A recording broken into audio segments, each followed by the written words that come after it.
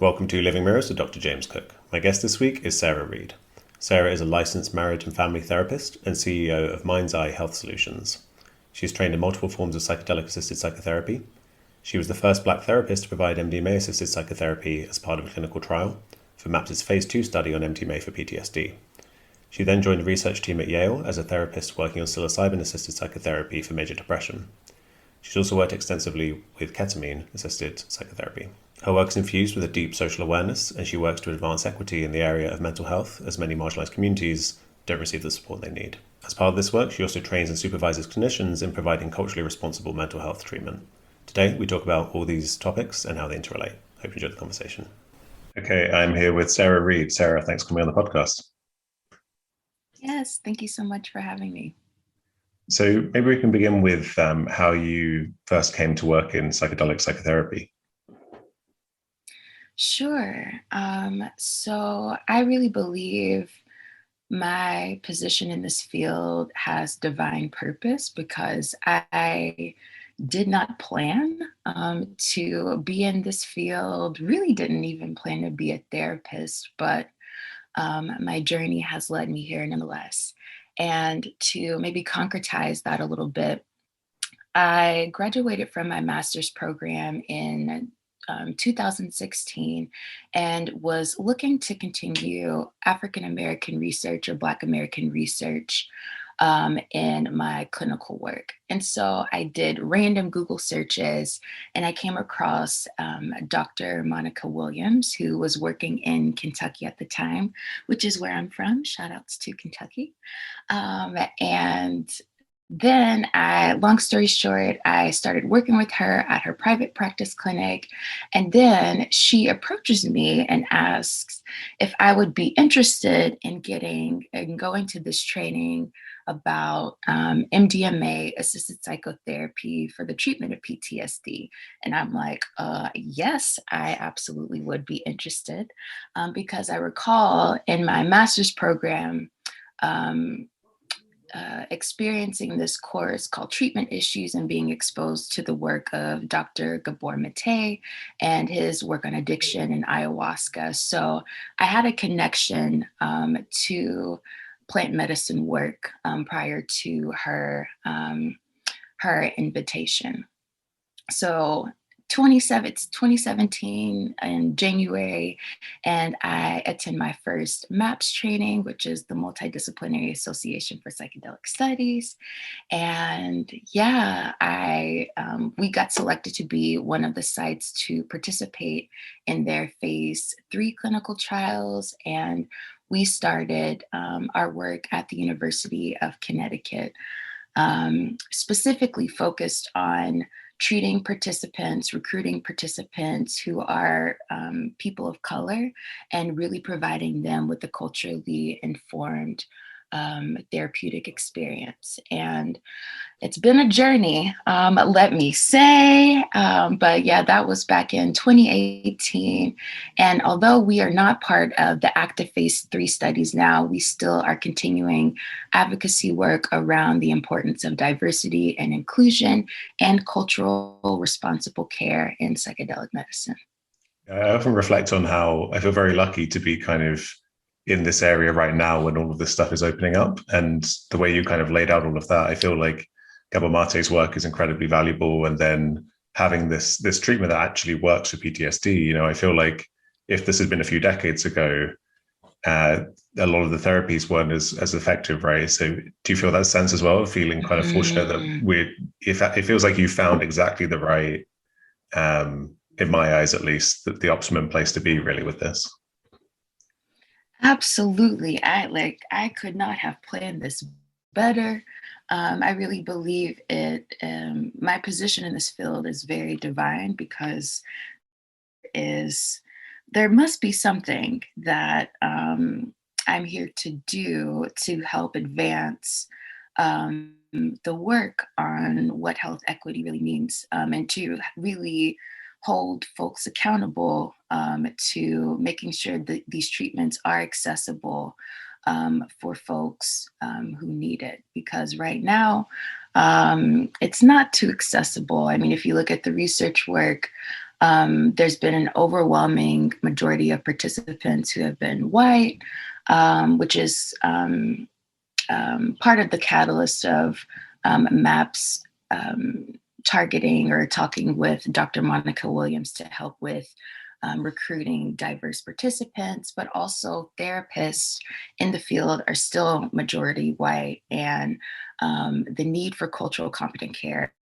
is paramount. And I will continue to talk about it until we see some real changes. Yeah. And did you have to undergo MDMA therapy yourself during the training? So optional for us as part of the MAPS therapist training, but I did take MDMA in a one-time clinical setting. This was back in April of 2017. So literally almost 4 years ago.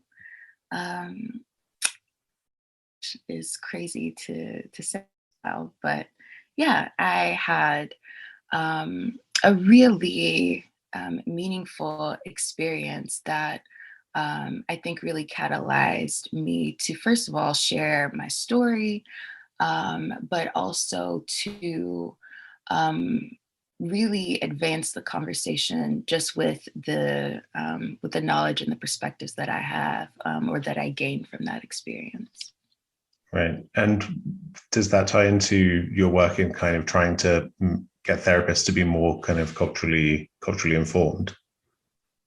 Absolutely, absolutely. And as part of our advocacy work that our team completed, and by our team, I mean the team with Dr. Monica Williams, so Terrence Ching, Jamila George, Mickey Kazicki, um, all the folks there at UConn. We actually were able to host the first ever psychedelic medicine and cultural trauma workshop and first MAPS training dedicated to recruiting and training more therapists of color. And we held that training in my home state of Kentucky. And this was back in August of 2019. So, yeah, like I said, the work has been slow and steady, but I feel very grateful to be able to show up in the ways that I can. Yeah. I think this idea of the necessity of this therapeutic space and the therapist really knowing what you're facing, it seems so obvious and so fundamental. But I've seen, discussions where people of color have tried to start ayahuasca circles, but then the practitioners they don't want to offer it. Kind of, they see it as like, oh, we can't exclude people, and it ends up being incredibly insensitive to what people need, right? In terms of an atmosphere where everyone gets it. Mhm. And in my experience, I will say, whether it's in my own experience in taking MDMA in that one time clinical setting or holding space for participants or patients in clinical work, participants of color specifically, there is there is a balance that I think I try to always hold and maintain in medicine work with folks of color because um, we always have to contextualize the symptoms, and we can't, I believe, um, just have this blanket like, um, let me rephrase.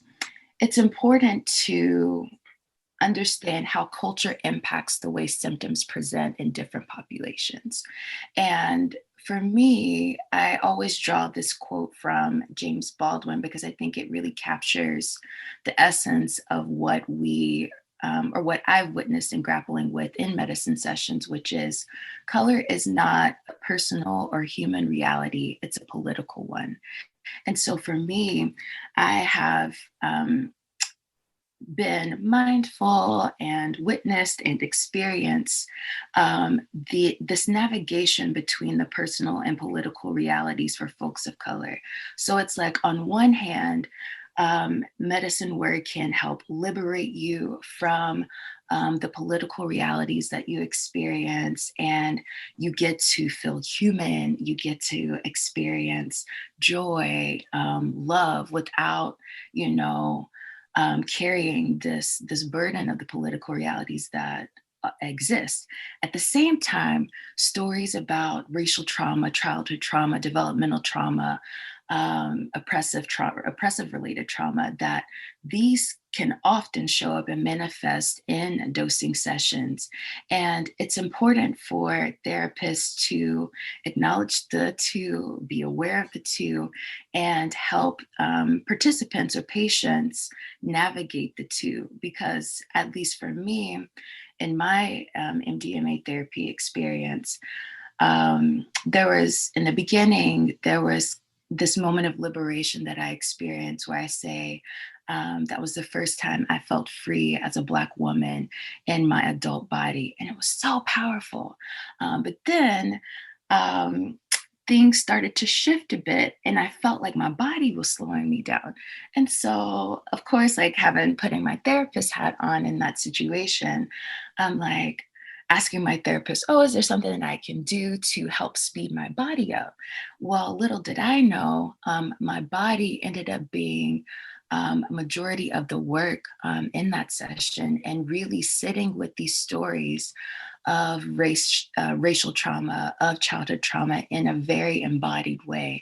And the defenses that, I have in my ordinary state of consciousness, those defenses did not work. And so I think it's important for therapists to help in this conversation, participants of color be able to navigate that territory, because for some participants of color, when these experiences of racism come up, this may be the first time that they really kind of have sat with the pain. And grieving that pain is a really important part of the process. That really resonates with me. The kind of realizing that the trauma is really held in the body. I think that for a lot of people, that's a huge kind of insight. And I also think it's really important to emphasize what you did. I think my audience will know I go on and on about the fact that the kind of the absolute perspective in which you aren't your identity and you're completely free of it, that is true. But it's also true, the relative stuff is also true at the relative level. The stories still exist and impact you. And, it seems like after the 60s, there was a bit of a kind of tendency for people who are interested in this kind of stuff to, or at least white people, to kind of, I think, want people, it's kind of more convenient for them if you can just try and transcend all your stories. Then we don't have to talk about the difficult emotional stuff of kind of systemic racism. And I think that that's not a wise thing to do, to try and just completely obliterate the relative. Absolutely. And I hear that narrative all the time, like, oh, let's just trip together and, everything is going to be, roses and butterflies. And, um, that is not, I think, the safest way to approach medicine work, especially if you're really in spaces to process trauma. And I'm really grateful for the work of folks like Camille Barton, who is a cultural somatics educator and trainer, because their work is really about incorporating more somatic-based therapies in the psychedelic medicine field, which I think is so paramount. Because I think in this space we're in with mainstreaming psychedelics, there is this obsession with the research numbers and being the first, which, and there's this like sense of urgency, which, all of these have their roots in capitalism and white supremacy culture.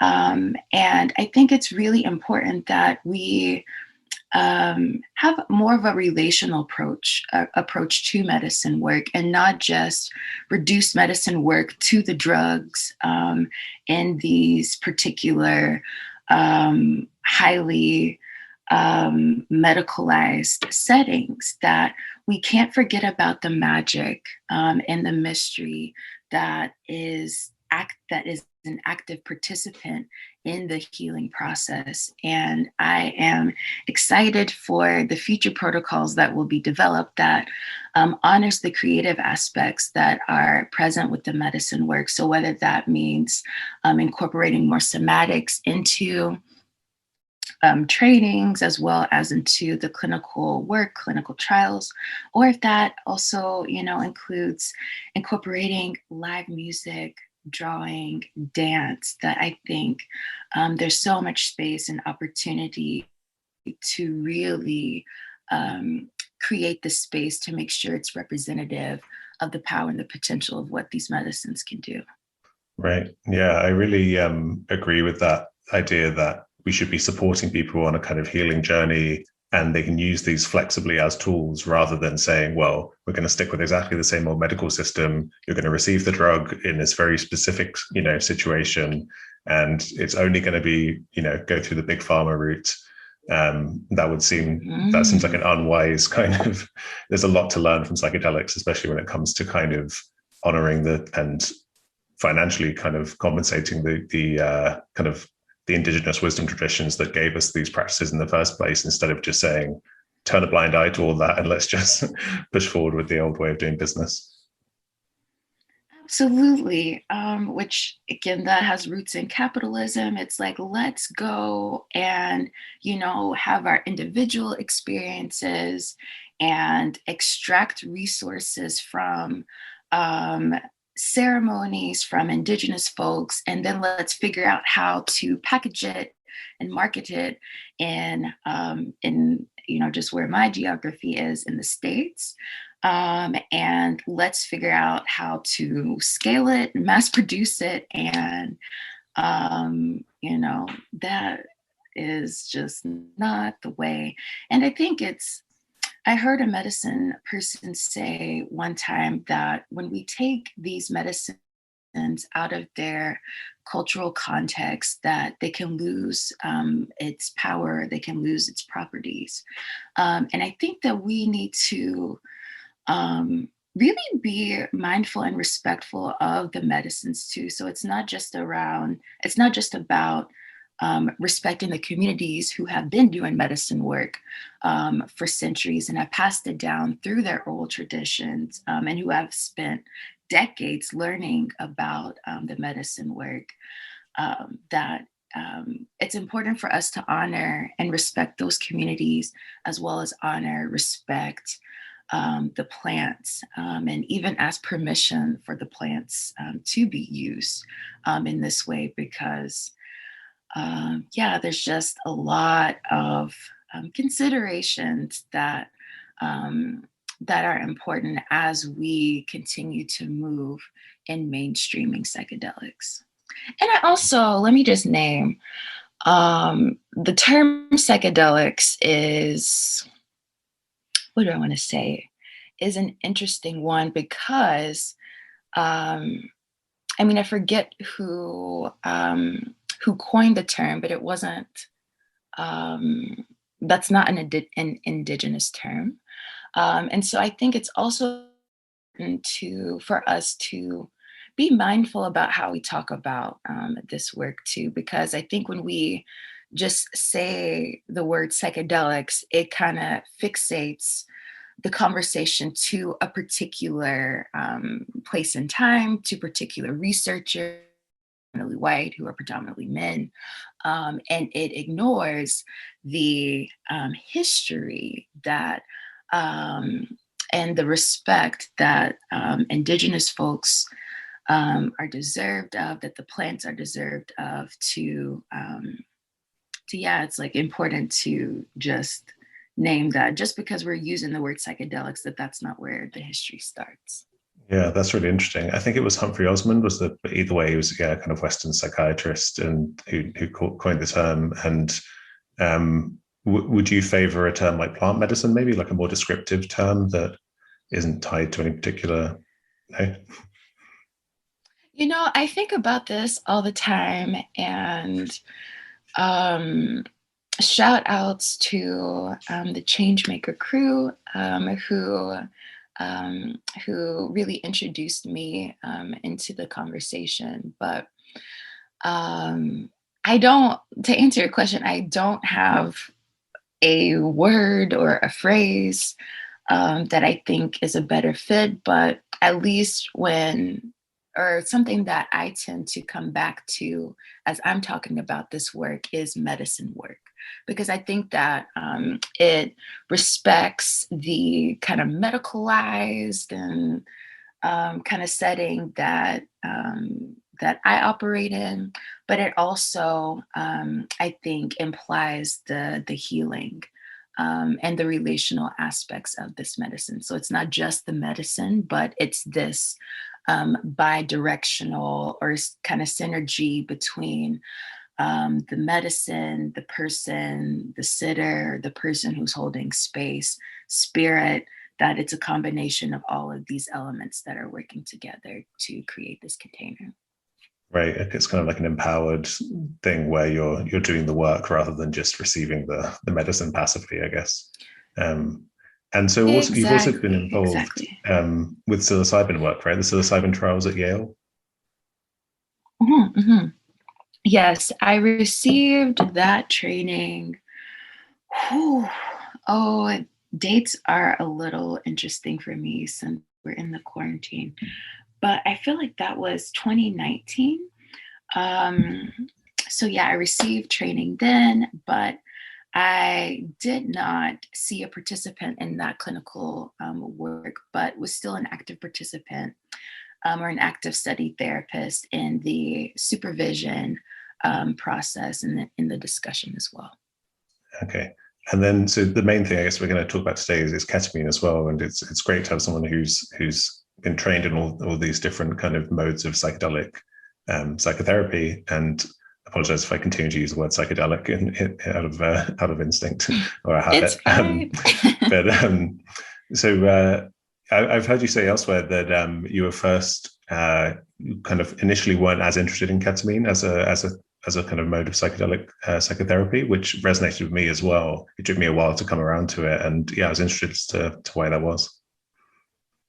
Oh, yes, I love this story because I feel like in this field, I've always, for the most part, been a believer in the power and the potential of these medicines. But when I went through my ketamine training, um, I was like, yeah, this, you know, I can understand and respect the medicine, as it's been helpful, and research shows that it's been helpful for a lot of different people. So I'm not here to invalidate that research work. But, it's not for me. It's not for, I don't think it's suitable for the patients that I serve. So I'm just going to stick to the MDMAs or the psilocybin assisted therapies and just wait for their hopeful approval. But it wasn't until um, a client reached out to me who was a Black woman, and she was struggling a lot. And she went to she's tried everything like traditional talk therapy. She went to this residential facility for her trauma and really had harmful experiences in that space as it relates to her racial trauma. And so she said, like, hey, like, is MDMA therapy available? Like, I'm really needing help. Like, what about the clinical trials? Like, are you all still engaged in those? And I told her that at the time, we weren't engaged in MDMA therapy work anymore, but we offer ketamine assisted psycho. I'm saying we offering it because I have the training in it, but like there was a real part of me that was, um, a bit resistant to even having a conversation about it. And she was, at the time, she was like, yes, sign me up. Like, let's go through this process. I really am interested in getting my life back. Because at the time, she was out of work on disability because her trauma symptoms were so severe. And she experienced workplace discrimination, which I find a lot of folks of color experience, especially Black women. And so she was out of work and really needed a solution to help her. And so, long story short, we did or we engaged in our culturally responsible ketamine therapy treatment, which we actually wrote a paper about, and we can link that paper in the description of the talk. I mean, folks want to know more about the case, but I mean, her symptoms decreased significantly. It was a 2-week intensive outpatient program where there was a combination of both drug and non drug sessions with ketamine, and again through a culturally informed lens. So we're asking about her racial identity development. Experiences of her racialized trauma came up in her dosing session, and where she could have corrective experiences. And maybe just to share a little bit about her experience. Um, yeah, just her childhood trauma was really severe. She was physically assaulted by white kids. They would spit on her, call her names, and all of these experiences of racialized trauma were coming up.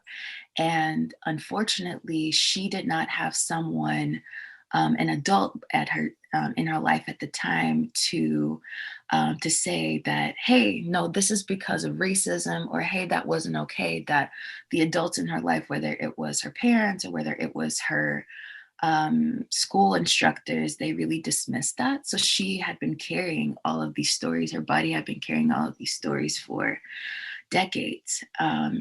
And she was able to release that and really have an embodied release of that experience. And yeah, she had a significant reduction in her depression and trauma symptoms at the end of the treatment. And um, her trauma symptoms, actually, the reduction in those symptoms were maintained 6 months after she completed that series of treatment, which um, I was happy to be just a small part in holding space for her in that journey work. Yeah, that's amazing. And maybe would you be able to kind of describe what a medicine session is like with ketamine? Yeah, so I will talk about what it is like for the clinic that I just left, as well as the clinic that we will be starting with my new company.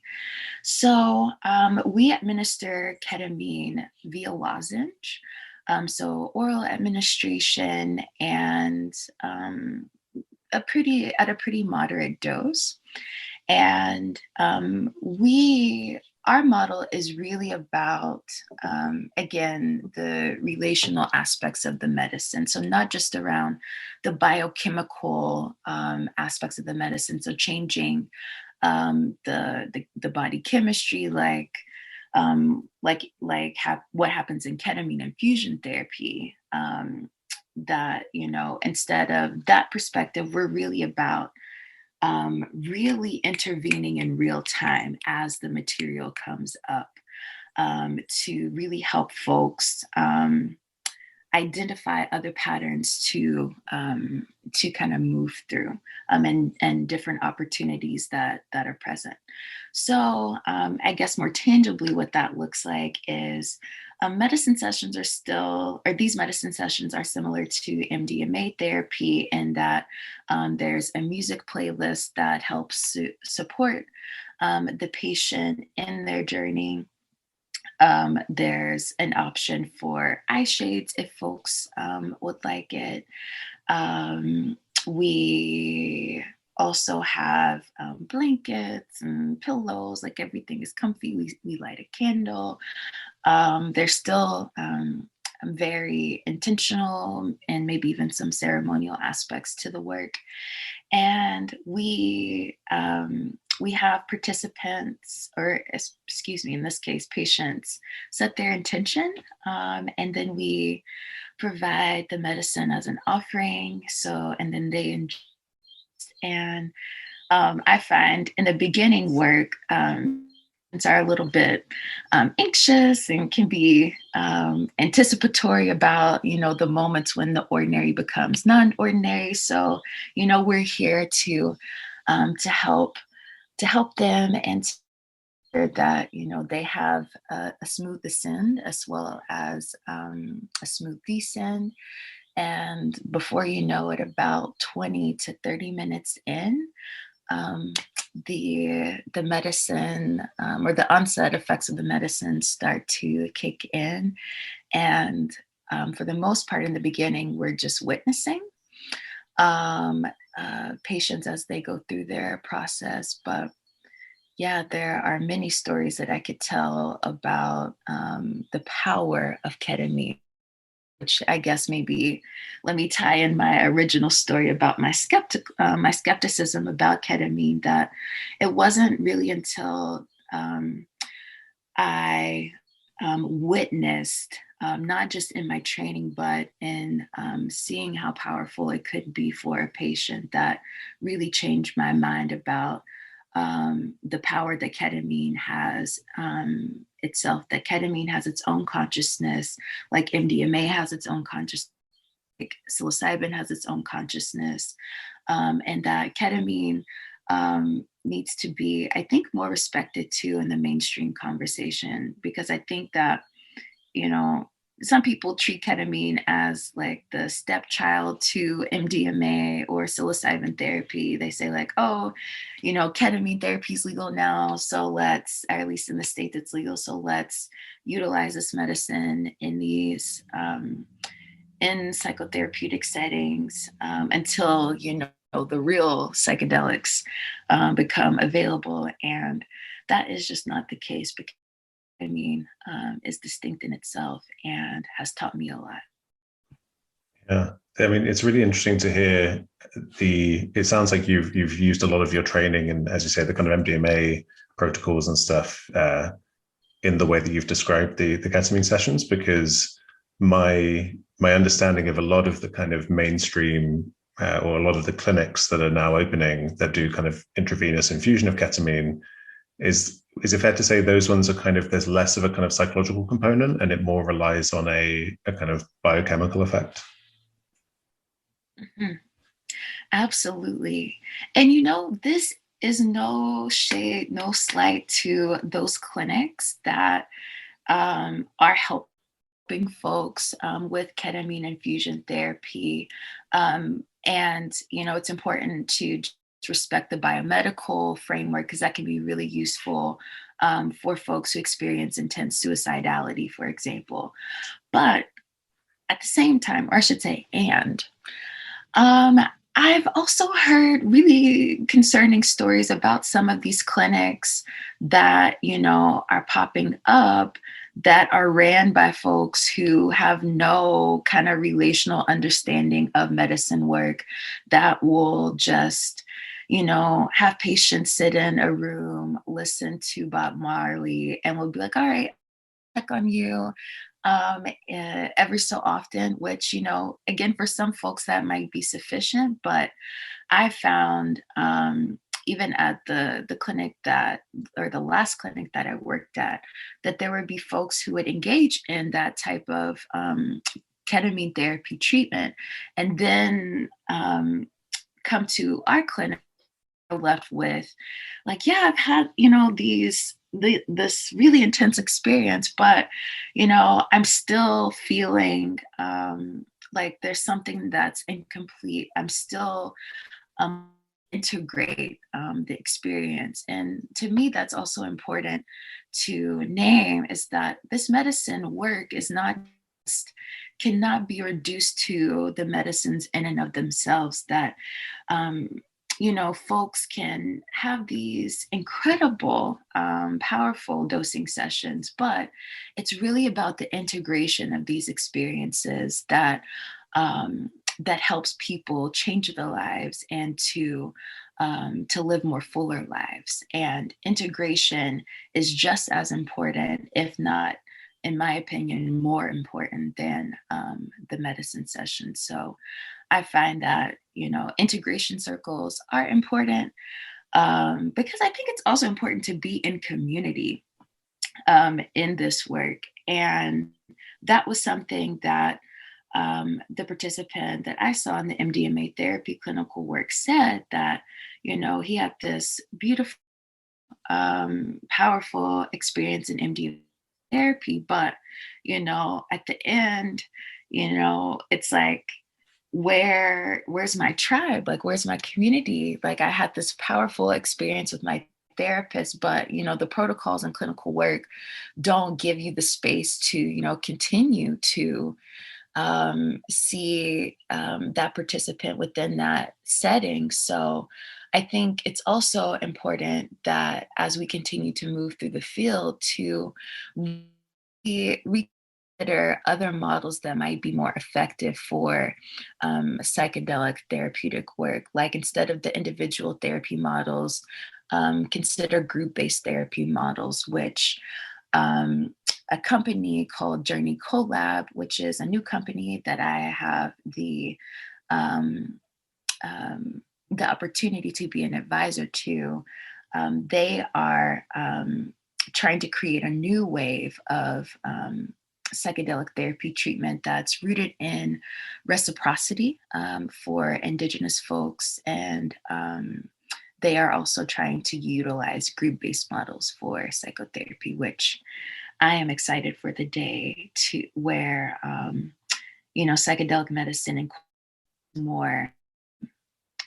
more just group-based processing. And then it doesn't have to be something that's included in protocols, but it could be something that sites just offer, for folks to continue to integrate their experiences.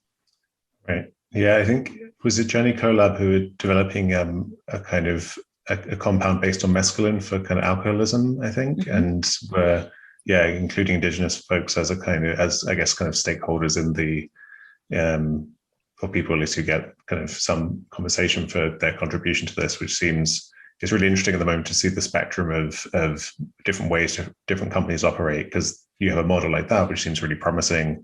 But then there's also, you have Compass Pathways, who have kind of emerged as perhaps less kind of positive actors, who recently submitted a patent for psilocybin in Mexico, which is, where obviously the indigenous use of psilocybin mushrooms kind of came to the Western world from, in a way where it kind of excludes, other people. It seems to attempting to monopolize use of it. So I think it's really important to keep having these kinds of conversations, and that's exciting that you're involved with Journey Collabs. Yes, absolutely. Yeah, and I think with so it's interesting as well the extent to which you're focusing on the psychological work, because that's the stuff I'm very interested in with this kind of work, and the idea that these medicines can help people get to the root of their issues. And reading around ketamine therapy, it seems like in the kind of infusion clinics, as you said, there's a kind of biochemical model where you're given the drug, and perhaps not coincidentally, the effects seem to be maybe occurring on a symptom level, because you need top-ups on a kind of weekly basis, right? So if you're suicidal, as you mentioned, this could be genuinely a lifesaver for people, because it's a powerful antidepressant, even with no psychological intervention. But yeah, you're going to have to go back for further sessions. And it's interesting to see that ketamine has that potential as well. It's not just that it's biochemically only good for symptom control, but it really can help you get into the psychological material as well. Mm-hmm, mm-hmm. I've seen the power of ketamine for the patients that I've seen. And even just to share a small part in my ketamine therapy training, I or a part of our training was that we took ketamine And that was the first time in my experience where I experienced my uncolonized self. And so I think these medicines, again, have the potential to really address racial trauma in a way that um, traditional talk therapy, um, doesn't create the space for. And let me not say doesn't create the space for, because you can still have some powerful sessions in traditional talk therapy by utilizing hypnosis or mindful meditation or guided meditation. But um, yeah, ketamine is definitely a distinctive medicine, and it can do some powerful work. Right. And so subjectively, it's a dissociative, right? You have these kinds of, sometimes people describe them almost as out of body experiences. What kinds of experiences do people have with ketamine? Does it give you, with other psychedelics, you can get this almost like a perspective shift, and you can get insight from seeing things afresh? Is it a similar kind of thing Mhm. experientially? I would say um, with ketamine, I find it's more sensory or more embodied, or embodied in a different way than MDMA. So, for example, with MDMA, that's, I think, MDMA assisted psychotherapy is really good for trauma because it addresses, or it can help address, some atypical symptoms of trauma, like feeling connected to yourself, to others, experiencing um, like joy, love. It's been labeled as a heart opening, or a heart opening medicine. And so I think for trauma, having someone experience that or have that as part of their experience can be super powerful. Whereas with ketamine, you don't have the same, or in my experience, it's not the same intensity of kind of joy, or um, that kind of happiness, so to say. But um, people, or patients, have absolutely talked about feeling very grateful, feeling connected to spirit, and some experiences where there's been intergenerational trauma that comes up, where they are utilizing power and strength from their ancestors to help resolve traumas in the now. Um, there's also another experience that often comes to mind when I talk about ketamine therapy work, where this Black woman who experienced a lot of physical trauma to her body, sexual trauma as well, that she went through a birthing experience. And so it was me and my co therapist in the space. And, with medicine work, you can have ideas about what you think might come up, but what actually comes up in the sessions might be totally different. And this was one that was totally different, where this patient was really having an embodied reaction to the medicine. So she was like sweating, ended up purring, which, sometimes feeling nauseous is a side effect of ketamine. But in every single experience of ketamine that I've had with patients, the purge has always been purposeful, or it has been had therapeutic implications.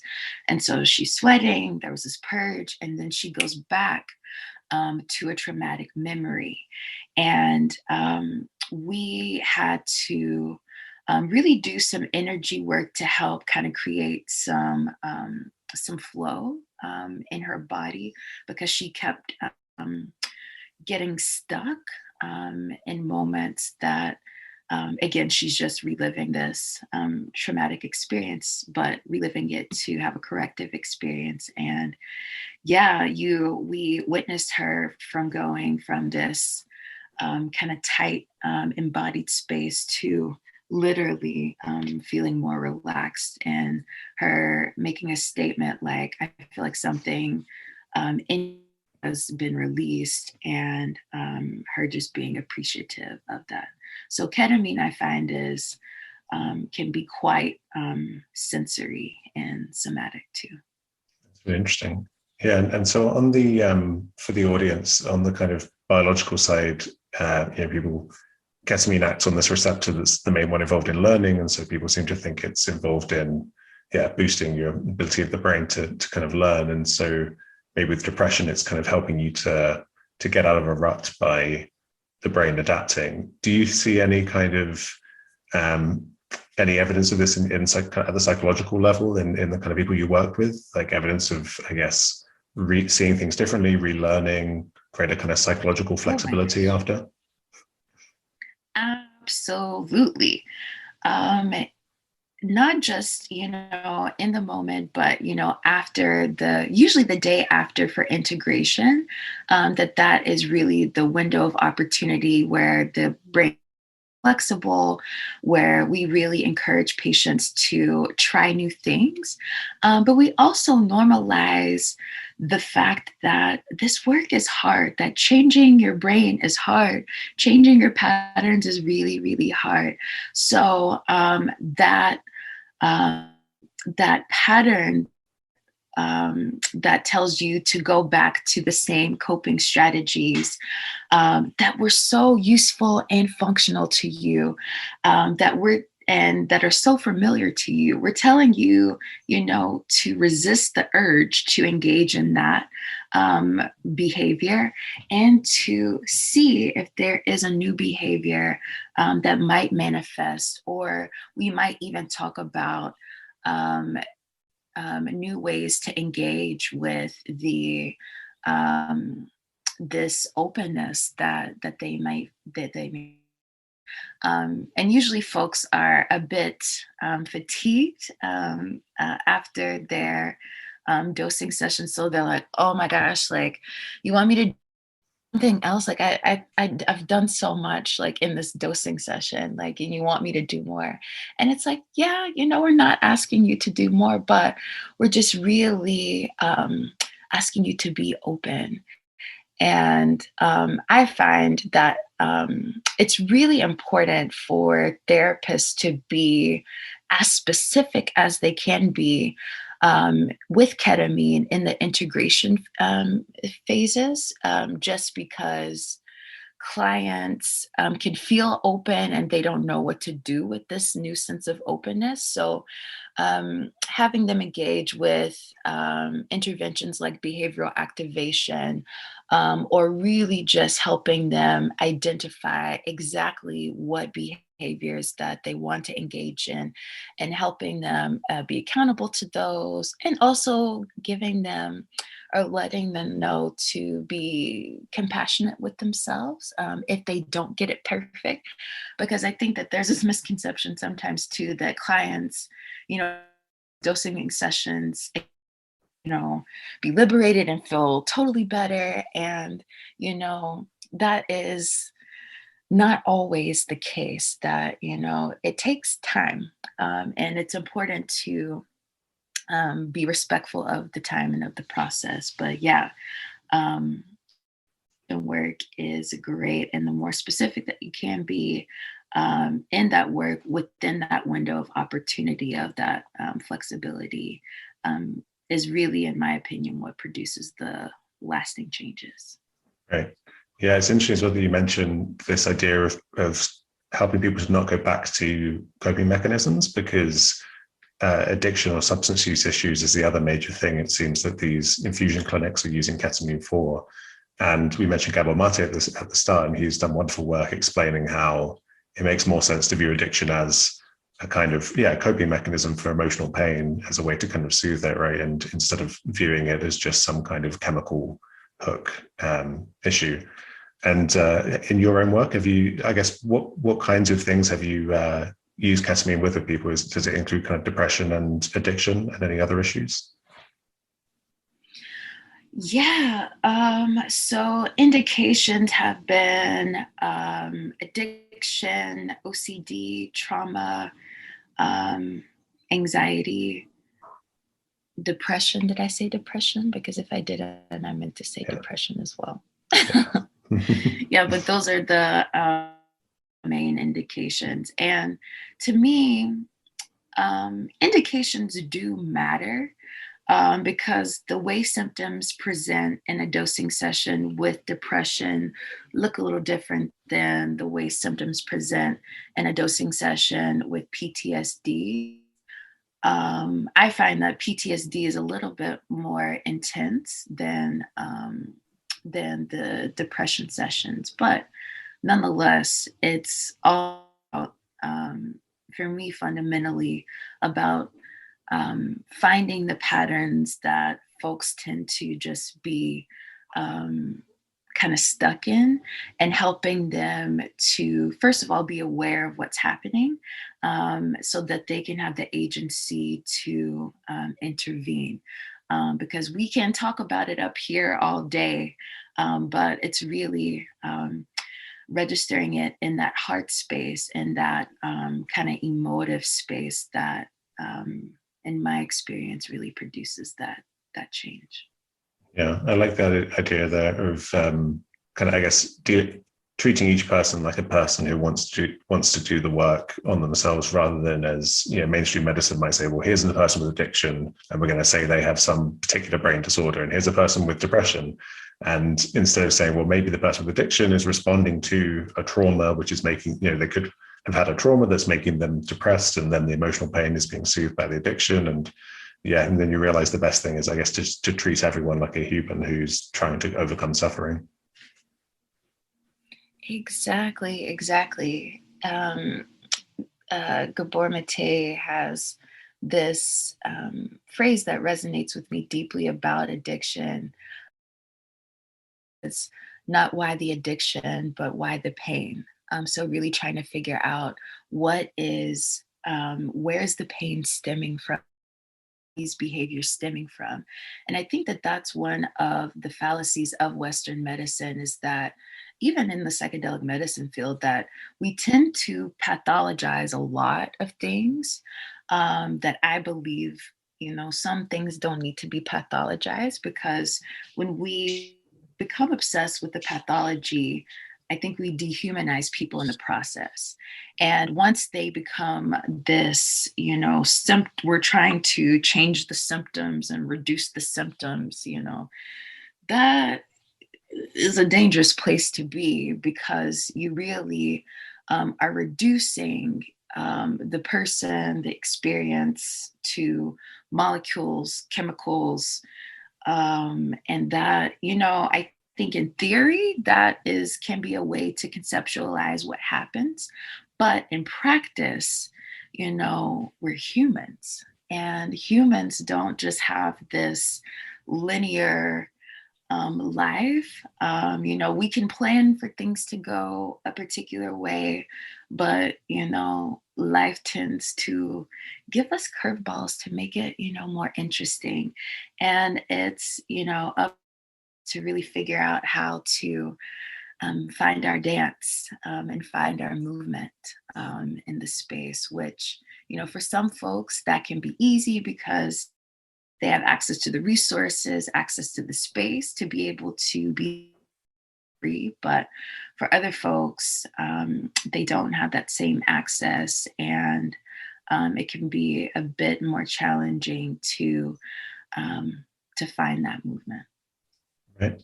Yeah, I think also on the point of this, I guess, reductive way of seeing things, I've seen a few people kind of confused by the use of ketamine for something like, if someone's presenting with alcohol addiction, I've had people say, well, I've seen people doing ketamine recreationally and drinking alcohol to, an extreme in clubs day after day. And then there's this kind of bafflement as to, well, how could that be a treatment for addiction? But I guess, would you say that, the the therapeutic container and all the work people are doing is an entirely different thing, right? To just going out and taking a chemical. Gosh, I'm so glad you bring up this point because that I've been trying to find a way to talk about this piece. Um, and so there's a couple parts for me that I want to talk about here. So, yes, um, it's not just about the medicines, right? It's really about the context or the setting that the medicines are in that really create a container for what you want. Which, we there's always talk in the medicine field of the mindset that you have going into an experience, the setting that you have the experience in, um, that all of these play a critical role in the type of experience that you have. So, yes, taking MDMA in a clinical setting where you're getting 99.9% pure MDMA is absolutely going to be different than taking MDMA in a more recreational setting where you might have street MDMA, which might have MDMA, but also might have other psychoactive substances in it. So unless you're testing your drug, you don't know exactly what it is you're getting. So those two contexts are very different. However, this is not to say that healing can't also happen in recreational settings. I've heard from friends and have experienced myself the power that these medicines can have in recreational settings. And I think that we continue to talk about accessibility, it's for me, that conversation is not just limited to the medical settings and the financial aspects of and the cultural aspects of making psychedelic assisted therapy accessible for those who need it. Because the reality is, there are going to be some folks who want to engage in medicine work in that medicalized setting because that's, where, church is and it's efficacious, it's safe, et cetera, et cetera. But the reality is that there are also going to be some people who want to do medicine work, but don't want to engage in that work in the medicalized setting because it's not safe historically for Black folks in particular, that, Western medicine isn't, often the safest place for Black folks to be healed. And so there are going to be some folks who want to have a different container. And I believe it's important as we talk about accessibility to also talk about folks who are going to be doing these substances on their own. And the reality is, it's already happening where folks are hearing about this medicine work through, the main through books, through media, and they're microdosing psilocybin on their own, or they're taking amine, they're taking LSD, they're taking MDMA on their own, and then are wanting to come to therapy to help integrate those experiences. So yeah, it's just important to name that we need to continue to be mindful about creating the containers for folks to have safe and to have education around these substances and the power that they can have, whether it's in a recreational setting or it's in a medical setting. Right. Yeah, that's a great point. Well, thank you so much for your time. This has been wonderful. Where would you send people to if they want to look into your work more? Yes, so I will say that definitely check me out in my new business endeavor, Mind's Eye Health Solutions. That's Mind's Eye Better Eye Health Solutions. And we can or we can have a link to check out that website in the description. And yeah, we're on our way to starting our first ketamine therapy clinic, which will be in Nashville, Tennessee. So we're super excited about that. But yeah, if you're looking for alternative ways to address your mental health issues, I highly encourage you to follow our work, subscribe to the website and follow our work there. I'll also be giving a presentation at the Chacruna Institute's Sacred Plant Medicines in the Americas too, which I should know the dates, but it's April, I want to say 24th through the 26th.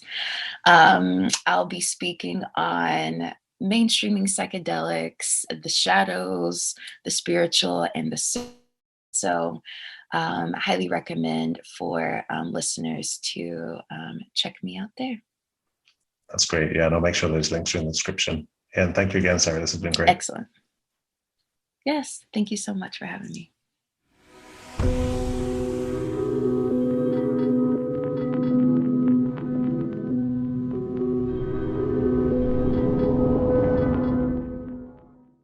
Thanks for listening. If you're watching on YouTube, please like and subscribe. And if you want to help the podcast reach a wider audience, you can leave a review on Apple Podcasts. Finally, if you want to offer financial support, you can go to patreon.com/Dr. James Cook.